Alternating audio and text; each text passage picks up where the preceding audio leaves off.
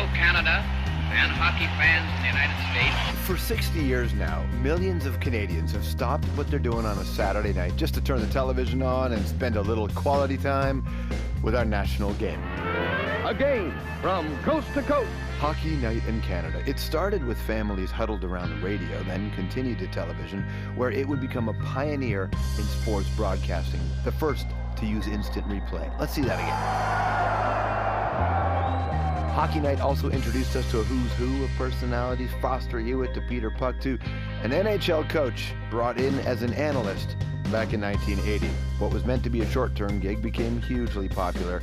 It's controversial. They don't want the Canadian flag, but they want our money. It's Coach's Corner, where each week Don Cherry squares off with host Ron MacLean. But he's got to be him, right? Like Bobby Orr was tough. No, you don't compare Bobby Orr as the toughest guy on the team. Both Ron and Don are featured in a new book that honors one of our most loved and long-standing traditions, Hockey Night in Canada, 60 seasons.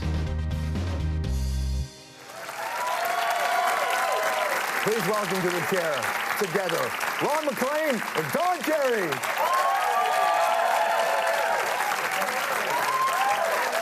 Hello, gentlemen. George.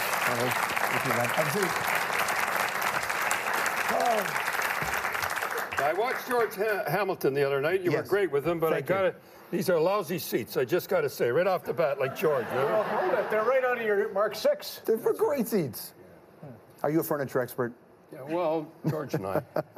His jackets are. His jackets are pretty much, absolutely. Congratulations. I think on 60 years. Like, it's a great congratulations. 60 on TV, but this is kind of an odd way to celebrate 60 years, isn't it? Well, first of all, let me start, Don, if you don't mind. The Gillers are going on in the building at the same time, and we're commemorating the 60th anniversary of Hockey Night in Canada with a new book.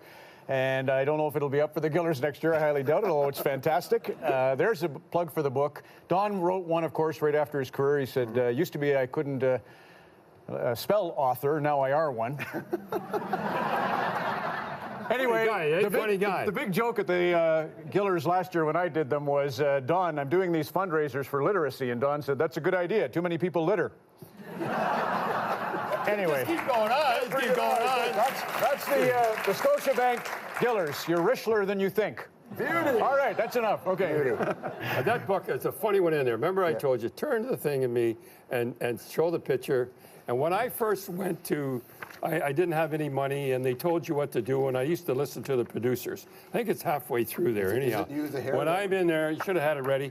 And the guy, I told you about it before. This isn't Coach's Corner. This isn't Coach's Corner. And hold it. The owners have been saying they don't have any money, and we're into the second month of the lockout. You guys go ahead and talk. I'll find it. Go ahead. No, but you can tell the story. Let me explain the lockout to you while Don finds the picture. What do you make of this? It's really simple, George. The owners are saying to the players they don't want to owe you anything. And they're trying to get all the OUs out of the collective bargaining agreement. And if you take all the OUs out, it'd be like Stroumboulopoulos without the OUs. Right. What are you left with? It'd be nothing.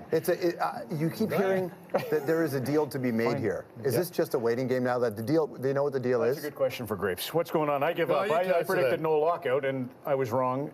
I just think they're shaking them down. It's very simple. If you want to know what's going on, it's 50-50 now. The owners had, for how many years? 6 years, 43%. The players had 57%.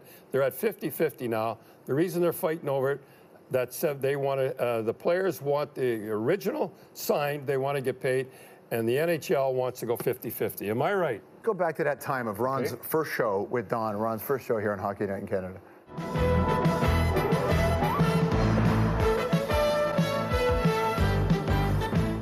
Well, Dino Ciccarelli is rolling. The conventional wisdom was when Neil Broughton went down, so would his production, but it hasn't. Why? Kent Nielsen, I hate to say it, but Kent Nielsen is one of the big reasons. As they say, God makes the scores, I can teach him to backcheck.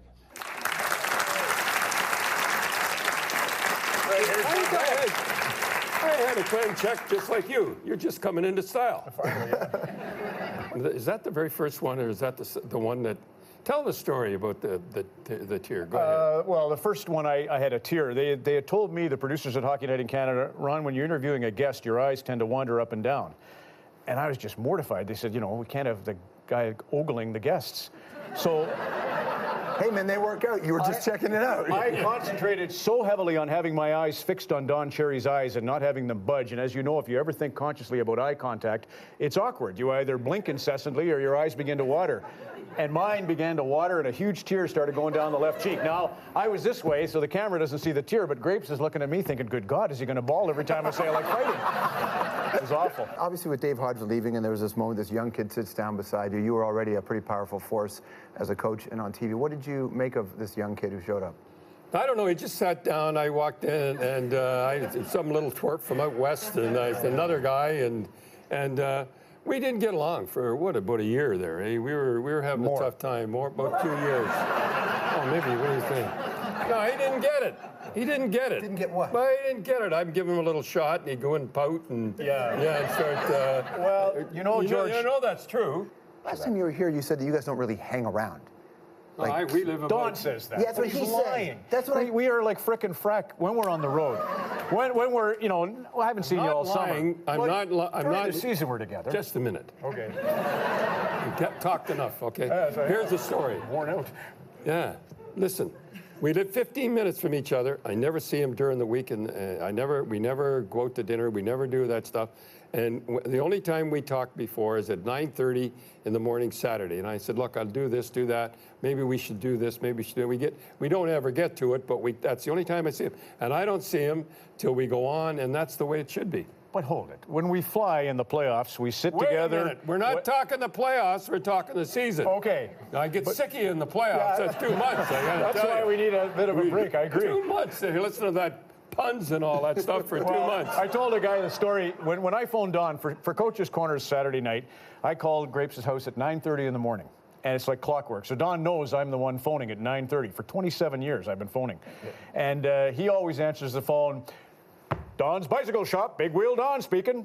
Yeah. Now, I'll 27 years of the same joke. Yeah. I'll tell you who told me that joke. Okay. This is a true story. I like to drop names. It's a true story. In my office in the Boston Bruins when I was coach, Bobby Orr was in there. He came out in a practice, and he was standing there waiting, and I was talking, and the phone rang, and that's what he did. Don's Bicycle Shop, Big Wheel, Don talking. So if Bobby Orr can say it, I can say it, right? Yeah, for sure. Stick around more with Ron and Don after this. I remember that, right? All right, coming up. What are Ron and Don's most memorable hockey night moments? We'll find out. That's next.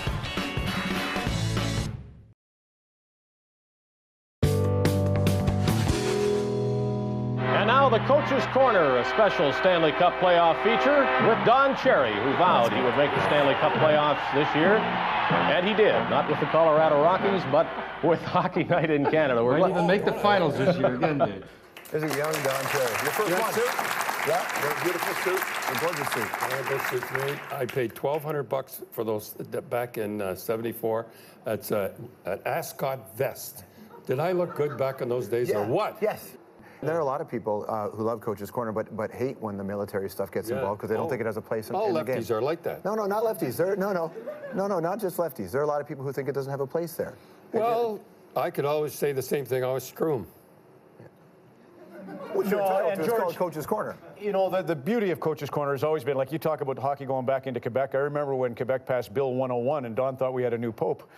But anyway, there's no question the attraction of Don, long before Twitter, long before social media, was that he was giving us more than just we're going to live in a beer commercial, we're going to polish the shield, and we're going to say nice things about hockey. He was giving you something far greater than that. And you may not agree with his politics or his opinions, but we needed that. And Edge is kind of, now it's almost like we're bored with Edge because everybody's trying to have it.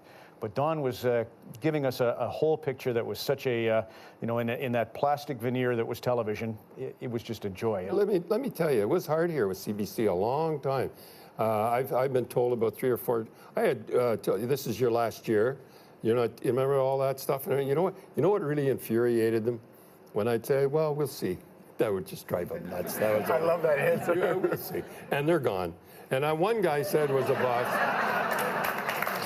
They're gone. You know, all the years you guys have been doing this together, have you ever had to go on the air for Coach's Corner and you're deathly ill, or you weren't in it? Well, last year I was really. We won't. You were ready to puke. It's a story. No, you have to see the thing, and that's the time I got in all the trouble with. You remember Grissom and all those guys, and Chris Nyland and that. I wasn't thinking quite that straight that time, but I meant it every word I said anyhow. But that was a toughie for me. But what do you mean you were sick? Like you weren't feeling well in that moment? I wasn't. I was for show, and you thought it was the best one I've ever did. I certainly didn't notice anything unusual. No, it was a great coach's corner. That was when Grimson, Nyland, and Jim Thompson, Don said, I agree with Georges Larac. They're a bunch of pukes. He got the quote wrong. Georges Larac said, these guys make me want to puke, and it came out in Grape Seas. Yeah, I think he said. Anyhow, and then George said, I don't think Don should have said puke. Yeah. Wait a minute, George, you were the guy that said it first. So I'm in the trouble. We had a tough time there, boy. We had suits going, and it was a tough deal. Congratulations, guys. Obviously, on being the icons that you are and being with us every week. Good time here. And a great book as well. Hockey Night in Canada, 60 seasons. All right. Well, MacLean and Don Cherry right back.